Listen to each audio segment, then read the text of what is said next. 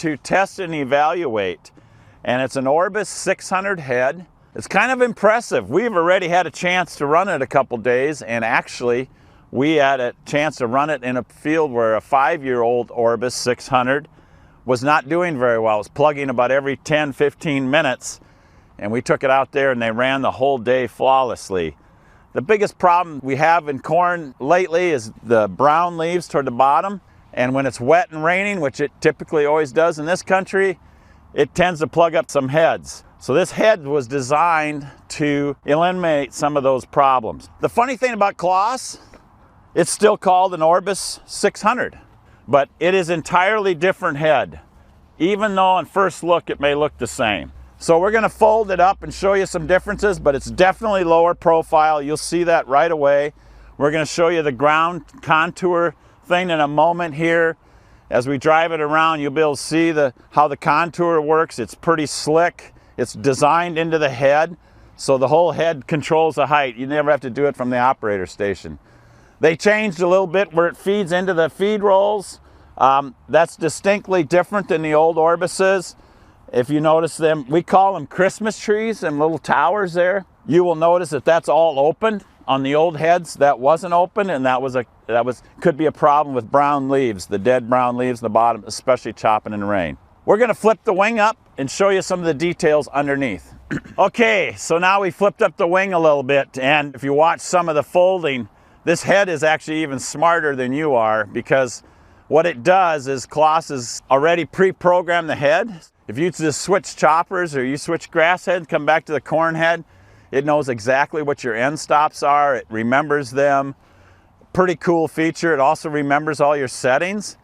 And I don't know if you noticed while we were folding, the other cool thing it does is if you push the fold button and it tells the chopper it's not in the right position, it automatically raises it, so that's in the right position to fold and to transport.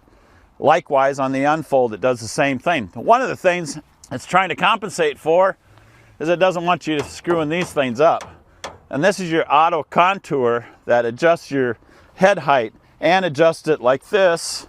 At the same time, it adjusts the height and keeps you from scalping this. And we'll show you this in a little bit on this uneven ground. The biggest changes they made to get it low profile is this modular design. It looks nothing like our old Orbis heads. So how did they do that? How did they get that so they could get this thing so low profile, which helps in down crops? Well, they did that by concaving this cutting disc. So that's the biggest change. The slip clutch in here is still really easy to change. You can do it taking out 4 bolts. A salesman like myself could take that in and out. That's been updated. It's a newer style again.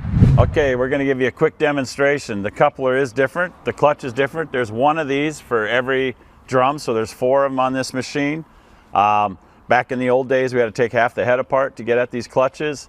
Today, the old Orbises, you had to take some bolts out. This one, you don't even have to do that. Even I can do this one if I don't drop the most important part. So all you do is slide this coupler ahead. There's a button on here, slide it all the way ahead. Keep this piece in there, and now you're ready to remove the clutch.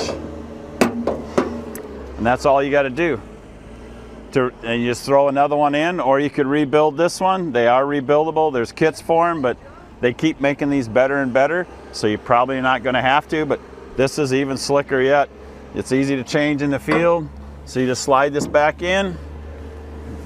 1000 PDO shaft. Obviously, if you're changing on the machine, you're underneath the machine to do the 2 underneath, you never have much fear of dropping this part. But even if you drop it, you can fish it out of the cavity, which I may do again. There you go. Slide this back in, line up the holes there. You might have to edit some of this. Here we go. There we go. I just didn't do it in the right order. All you needed was a 13mm wrench to take the cover off. Otherwise, no tools required. Probably the single biggest change they made to this head is these teeth. And that's what makes this head uniquely different. The teeth now are saw blades. When this head came in, I was a little concerned. They were kind of dull. I just thought, wow, I thought they'd be a little sharper. Ironically, after we ran it a day, we've already got 15 hours on this head. These things are sharp and they do the job. Really helps for grass. So the other thing that makes this head unique is it doesn't turn as fast as everybody else's head does. It runs slower, takes less power. There's fewer gearboxes. So they've done a lot of work to change this head. Another change they made is all these wheels now are protected. This sickle section here is standard equipment, helps clean the bottoms out. On our old heads, you would see just tons of stuff hanging underneath here when you came out of the rows. This helps clean it out. In fact, it's so sharp, I think I just cut myself. Different cleaners. You notice these wear strips are standard. That wasn't on the original head. This cleaner is different. On the original head, it went way into here.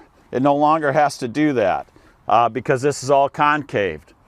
The other cool thing is they did on this head that's really different is the points that keep the corn against the drum. You can see it down here. This is the top side. There used to be rods. They are no longer rods. They're strips of steel. The cool part is I should have took a wrench and showed you this, but they're replaceable and they're adjustable. There's slots in here and you can replace and adjust them, slide them closer in and out. That helps if you ever bend one or if you bend the thing and it's giving you trouble, you can just take it off, go get another one. You don't have to take the whole thing off.